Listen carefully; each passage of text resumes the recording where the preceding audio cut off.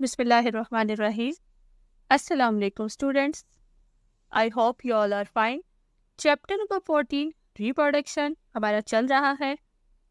आज का हमारा लेक्चर है ह्यूमन ग्रोथ पॉपुलेशन से रिलेटेड.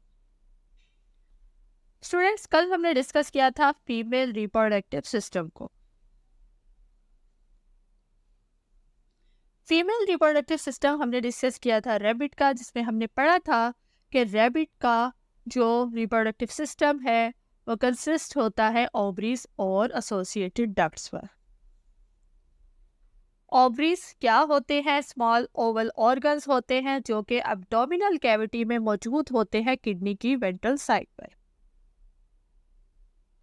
डियर स्टूडेंट्स, बाकी एनिमल्स की तरह फीमेल रैबिट्स में भी पेयर ऑफ ओवरीज मौजूद है, जिसका आउटर रीजन जो है एग सेल्स प्रोड्यूस करता है. यानी कि ओवरी में एक तो प्रोडक्शन ऑफ एग सेल्स होती है और दूसरा इसमें कुछ स्पेशलाइज्ड सेल्स मौजूद होते हैं जिन्हें हम फॉलिकल्स कहते हैं, जो एग सेल्स को नरिशमेंट प्रोवाइड करते हैं. डियर स्टूडेंट्स, उसके बाद हमने डिस्कस किया था कि ओवरीज में एग सेल बनने के बाद वो रिलीज होते हैं फेलोपियन ट्यूब्स में. फिलोपियन ट्यूब वही ट्यूब है जहाँ पे फर्टिलाइजेशन का अमल होता है, जहाँ पे मेल और फीमेल गमीट स्पर्म और एग मिलते हैं, वो फ्यूज होते हैं और जाइगोट बनता है. Dear students, fertilization fallopian tube में होती है और उसके बाद जो जाइगोट है वो यूट्रस में चला जाता है. रैबिट का जो यूट्रस है उसे दो पार्ट्स में डिवाइड किया गया है, जिसको हम हॉर्न्स का नाम देते हैं, और ये दोनों हॉर्न्स आगे मिलते हैं वेजाइना से और बर्थ केनाल तक. यूट्रस का एक पोर्शन है जिसे सर्विक्स का नाम दिया गया है, जो कि बर्थ केनाल को सेपरेट करता है और जहाँ पे मेल स्पर्म डिपॉजिट होते हैं. डियर स्टूडेंट्स, स्ट्रक्चर के बाद हमने फर्टिलाइजेशन और डेवलपमेंट को डिस्कस किया था कि रैबिट्स जो है वो ड्यूरिंग समर मंथ कुछ टाइम के लिए वो स्टीराइल रहते हैं, वो रिप्रोडक्शन नहीं कर पाते. मेल रैबिट्स फीमेल वेजाइना में अपने स्पर्म्स को डिपॉजिट करते हैं. स्पर्म थर्विक्स से मूव करते हुए यूट्रस और यूट्रस से फ्लोपियन ट्यूब्स में जाते हैं, जहाँ पे वो एग को फर्टिलाइज करते हैं.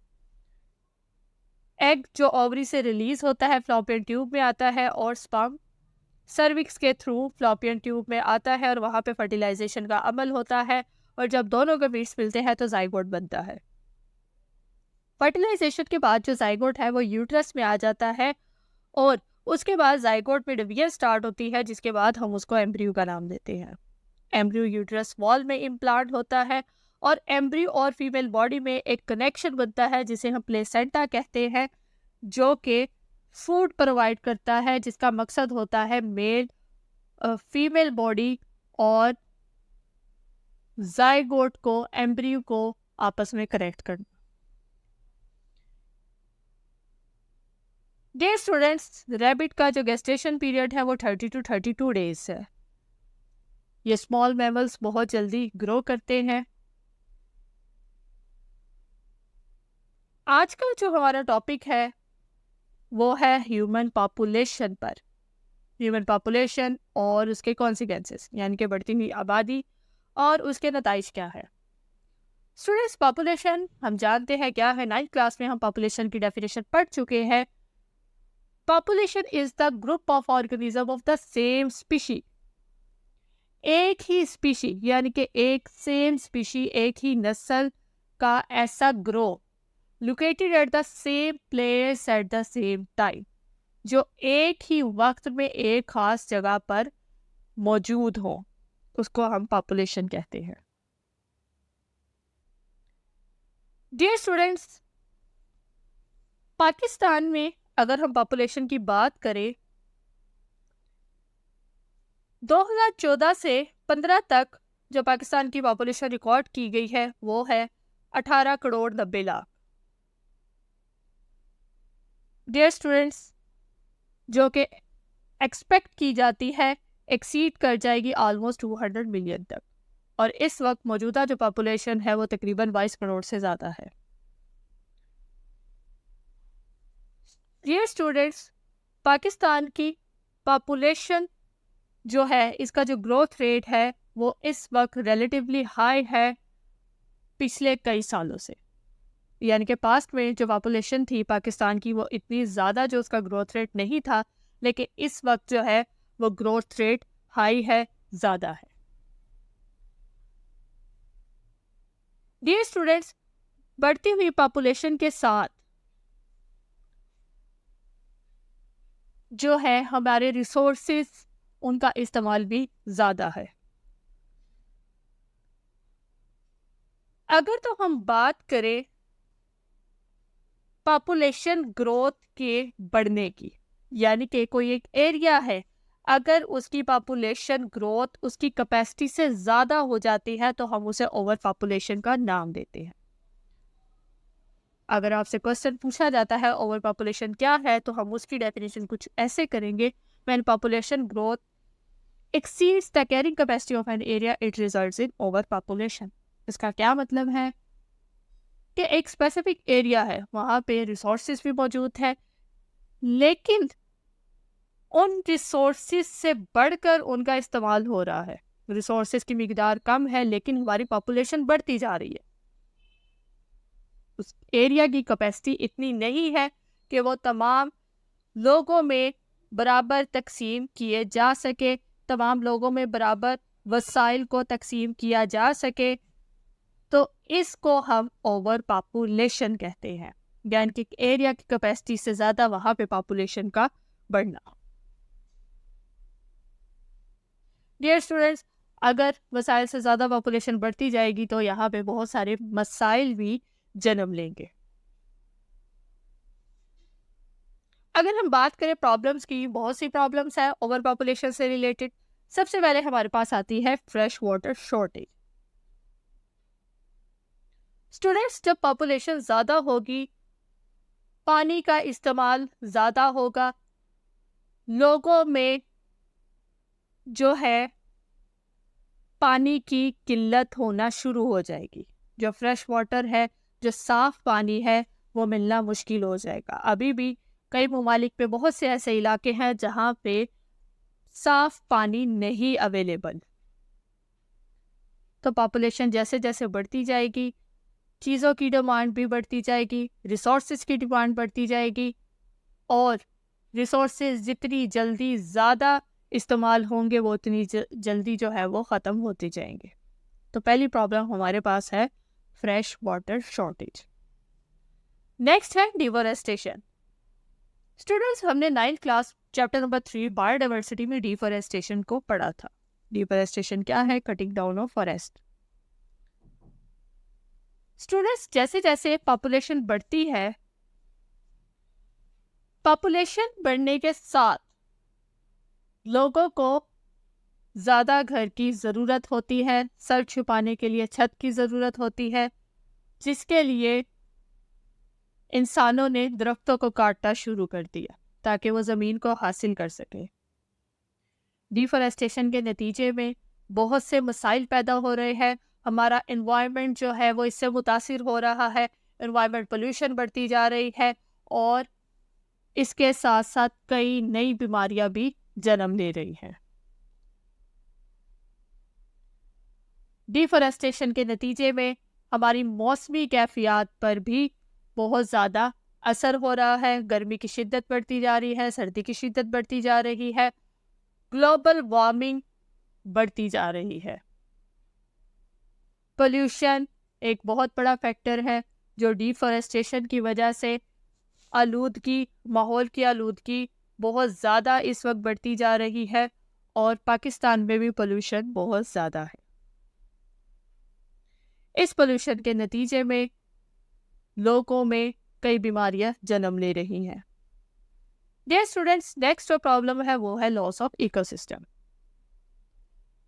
डिफॉरेस्टेशन के नतीजे में बहुत से जो है वो इकोसिस्टम तबाह होते हैं। इकोसिस्टम हमने 9th क्लास में पढ़ा था वो एक स्पेसिफिक यूनिट है जहाँ पे एबायोटिक और बायोटिक फैक्टर्स का इंटरेक्शन होता है, यानी कि लिविंग और नॉन लिविंग कंपोनेंट का इंटरेक्शन होना।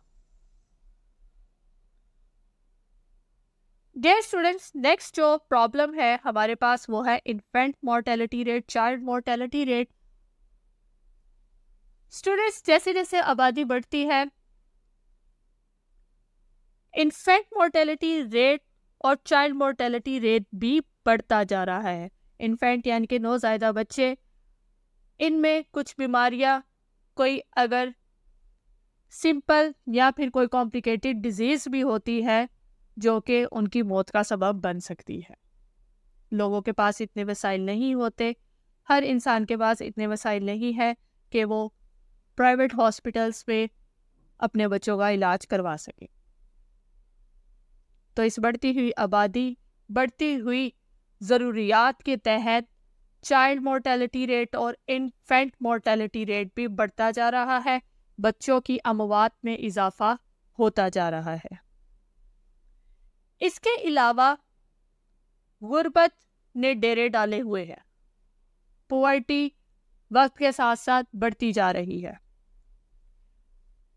डियर स्टूडेंट्स, पॉपुलेशन के बढ़ने के साथ हमारी ज़रूरियात भी ज़्यादा होती है। एक इंसान के साथ जितनी ज़रूरियात मुंसलिक है, एक की जगह 2 होंगे तो वो डबल होती जाएगी, और जैसे जैसे नंबर बढ़ता जाएगा वो ज़रूरियात भी बढ़ती जाएगी। तो हमारे मुआशरे में हर इंसान इस ज़रूरियात को पूरा नहीं कर सकता, जिसकी वजह से जो गुर्बत है वो भी बढ़ती जा रही है। Housing unit shortage.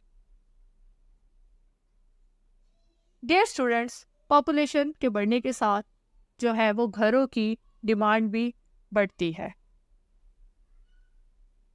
एक छोटे घर में ज़्यादा अफराद का रहना मुश्किल हो जाता है, जिसकी वजह से ज़्यादा जो घर है उनकी डिमांड बढ़ती है, और पॉपुलेशन के साथ साथ ये हाउसिंग यूनिट्स भी है ये शॉर्ट होते जा रहे हैं, इनकी भी जो है वो किल्लत होती जा रही है।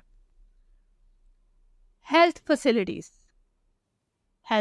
फैसिलिटीज़ में प्रॉब्लम्स आ रही है, लोगों को प्रॉपर इलाज नहीं मिल पाता, अनएम्प्लॉयमेंट, बेरोज़गारी बढ़ती जा रही है। जैसे जैसे पॉपुलेशन बढ़ती है, कंपटीशन ज़्यादा होता है, गुर्बत बढ़ती जा रही है, बेरोज़गारी बढ़ती जा रही है। बेरोज़गारी की वजह से लोगों में मुख्तलिफ जराइम जो है वो जन्म ले रहे हैं, लोग मजबूर हो रहे हैं ताकि वो अपना पेट पाल सके, और कुछ लोग गुर्बत के हाथों मजबूर होकर अपनी ज़िंदगी का खात्मा भी कर लेते हैं। डियर स्टूडेंट्स, ओवर पॉपुलेशन की वजह से बहुत सारे ये जो प्रॉब्लम्स हैं वो जन्म ले रहे हैं। इसके अलावा एजुकेशनल फैसिलिटीज़, वक्त के साथ साथ गुर्बत जो बढ़ रही है, ओवर पॉपुलेशन के साथ जो गुर्बत बढ़ रही है, महंगाई बढ़ती जा रही है, और लोग जो है तमाम की तमाम फैसिलिटीज़ अवेल नहीं कर पा रहे। बहुत से वालिदैन और बहुत से लोग हैं जो बच्चों को प्रॉपर एजुकेशनल फैसिलिटीज़ नहीं प्रोवाइड कर पा रहे हैं। इसके अलावा खुराक की कमी भी बढ़ती जा रही है। डियर स्टूडेंट्स, ये तमाम प्रॉब्लम्स हैं जो कि रिलेट करती हैं ओवर पॉपुलेशन। इसके अलावा हमारे पास इसका सलूशन भी है, कुछ प्रिवेंटिव मेजर्स हैं, जिसमें सबसे पहले हमारे पास आता है अवेयरनेस ऑफ पब्लिक, यानी कि लोगों में ओवर पॉपुलेशन से रिलेटेड आगाही दी जाए। ओवर पॉपुलेशन क्या है, ओवर पॉपुलेशन के नतीजे में कौन कौन से मसाइल बढ़ते जा रहे हैं, उससे रिलेटेड पब्लिकली जो है वो अवेयरनेस प्रोवाइड की जाए। इसके अलावा पॉपुलेशन वेलफेयर मिनिस्ट्री एक इदारा है जो कि अहम रोल प्ले कर रहा है लोगों को ओवर पॉपुलेशन और उसके मसाइल से निपटने के लिए। डियर स्टूडेंट,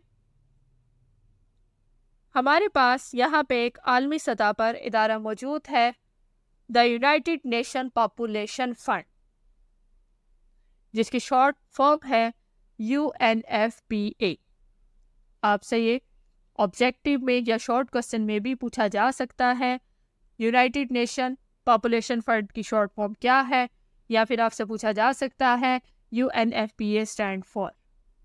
डियर स्टूडेंट, एक ऐसा इदारा है, एक लार्जेस्ट इंटरनेशनल ऑर्गेनाइजेशन है जिसने अपना काम 1969 में स्टार्ट किया था।